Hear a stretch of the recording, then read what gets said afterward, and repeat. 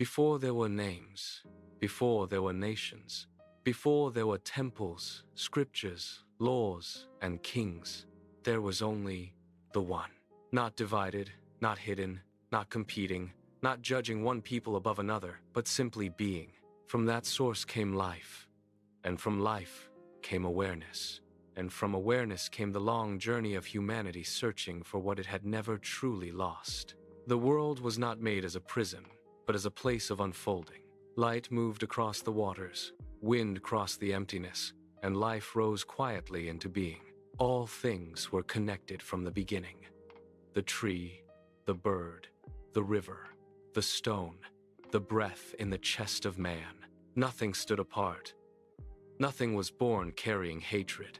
Nothing entered the world already divided against itself. In the beginning, there was innocence, not ignorance, but wholeness. To be alive was enough.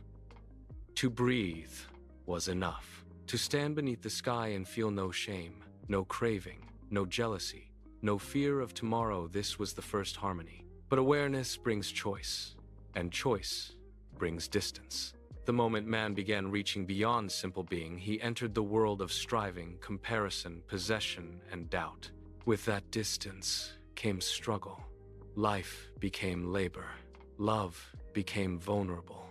Birth became painful. Work became tiring. The ground no longer yielded itself without effort. Yet even then, the One did not depart. The divine was not lost, only obscured, hidden beneath fear, buried beneath pride, distorted by the voices of those who claimed ownership of truth. So men built systems. They built tribes, hierarchies, doctrines, and laws. They named themselves chosen and called others lesser. They wrote histories to secure power and clothed control in holy language. They spoke as though the source of all things belonged to them alone. But the One was never contained by walls, bloodlines, rituals, or inheritance. The breath of life was given freely. The spark was placed in all. That spark remains within every human being. It is the quiet thing that knows when beauty is real. It is the unease you feel when something is false. It is the pull toward mercy, the resistance to cruelty. The instinct that tells you hatred diminishes the one who carries it. It cannot be purchased, inherited, or monopolized. It is older than religion and deeper than doctrine. This is why the noise of men so often feels empty. Endless names, endless generations, endless claims of authority, endless repetition without light. The soul does not awaken through lists, titles, and ownership. It awakens through recognition, through stillness, through the sudden realization that beneath all division, all people are fragile, mortal, yearning creatures, rising and falling under the same sun. The One does not need flattery. It does not need tribal loyalty.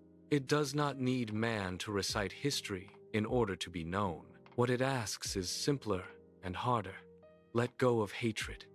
Let go of jealousy. Let go of domination.